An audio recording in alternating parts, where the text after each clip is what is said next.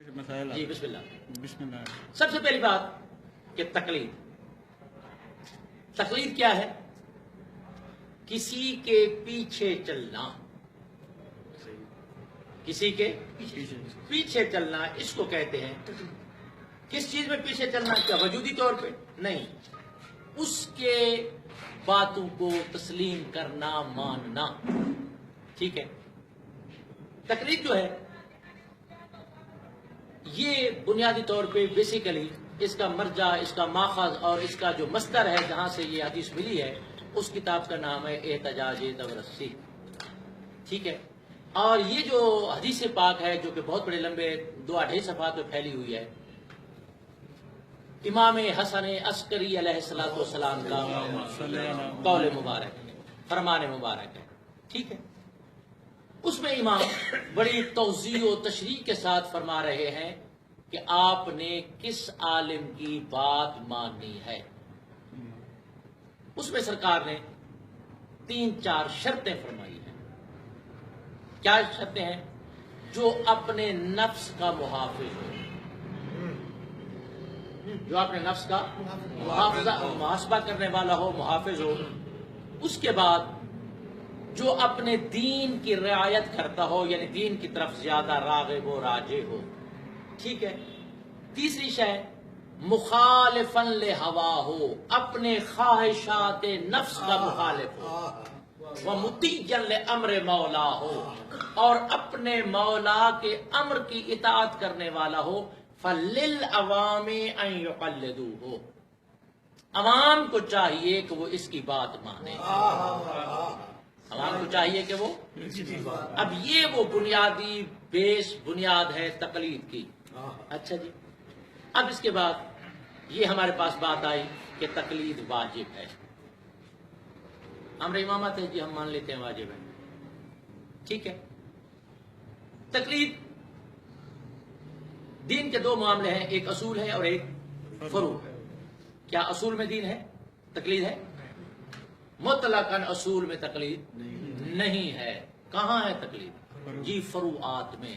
فروعات نماز سے شروع ہوتی ہیں اور تب اللہ تبارہ پہ تمام ہو جاتی ہے، ٹھیک ہے۔ اب فروعات میں تقلید ہے، اصول میں تقلید نہیں ہے، یعنی عقائد میں تقلید نہیں ہے، اعمال میں تقلید ہے۔ عالم سے پوچھنا ہے کہ میں یہ عمل کیسے کروں۔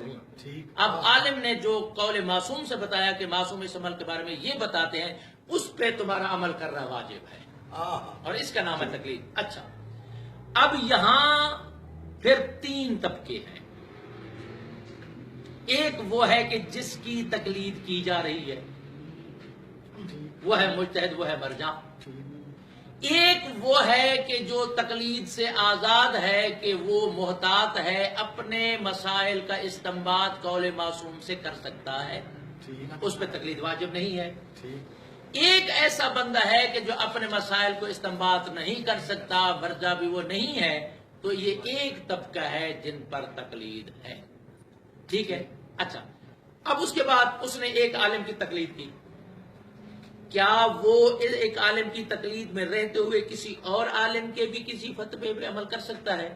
تو اس میں واضح طور پہ فقہ میں اس بات کی اجازت ہے کہ وہ ایک کی تقلید میں ہوتے ہوئے دوسرے کے بھی فتوے پہ عمل کر سکتا ہے، ٹھیک ہے۔ اب میری جان معاملہ تو صاف ہو گیا، واضح ہو گیا کہ تقلید فقط ایک طبقے پہ ہے، اور اس میں بھی وہ فقط ایک مجتہد کا باؤنڈ نہیں ہے، وہ کسی اور عالم کی بات پہ بھی عمل کر سکتا ہے۔ تو مجھے بتاؤ، جب یہ واجب ہے تو یہ واجب کون سا ہے؟ یہ واجب عینی ہے، یہ واجب کفائی ہے، یہ واجب تخیری ہے؟ کون سا واجب لاگو کرو گے؟ یہ تو ضرورت ہے۔ آج مجھے ضرورت ہے کہ میں تقلید کروں، کل میں اس مقام پہ پہنچ جاتا ہوں کہ میں اپنے مسائل کو خود استعمال کر سکتا ہوں، مجھ سے تو یہ واجب ختم ہو گیا، تو کون سا درد دیں گے اور کون سا مقام دیں گے واجب کا مجھے؟ پھر ایک ایسا وقت آتا ہے کہ میں اتنا آگے چلا جاتا ہوں کہ پھر میں اس مقام پہ ہوں کہ لوگ میری تقلید کریں، ٹھیک ہے نا۔ تو میرے دوست، تقلید ایک مقام پہ ہے اور ایک طبقے کے لیے ہے۔ اگر اس طبقے میں سے لوگ آگے بڑھتے جا رہے ہیں تو وہ تقلید پیچھے چل جا رہی ہے، اوروں پہ جا رہی ہے، اوروں پہ جا رہی ہے، اوروں پہ جا رہی ہے، ٹھیک ہے نا۔ تو اس حوالے سے کس کو آپ نے اپنا مرجع بنانا ہے؟ اس کی 4 شرطیں معصوم نے بتا دی۔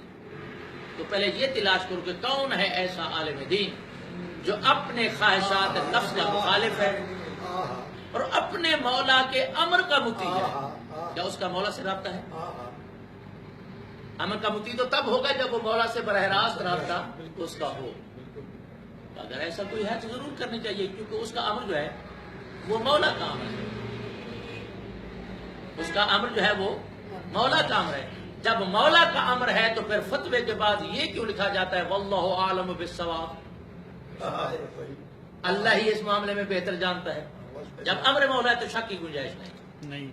ٹھیک ہے نا؟ پھر واللہ عالم بالصواب لکھنے کا کوئی فائدہ نہیں ہے، کوئی اس کا تک بھی نہیں بنتا. تو لہذا تقلید کیا ہے کہ جب عالم آپ کو یہ کہے کہ اس مسئلے میں فلاں امام کا یہ فرمان ہے، اس پہ عمل کرو، یہ تقلید.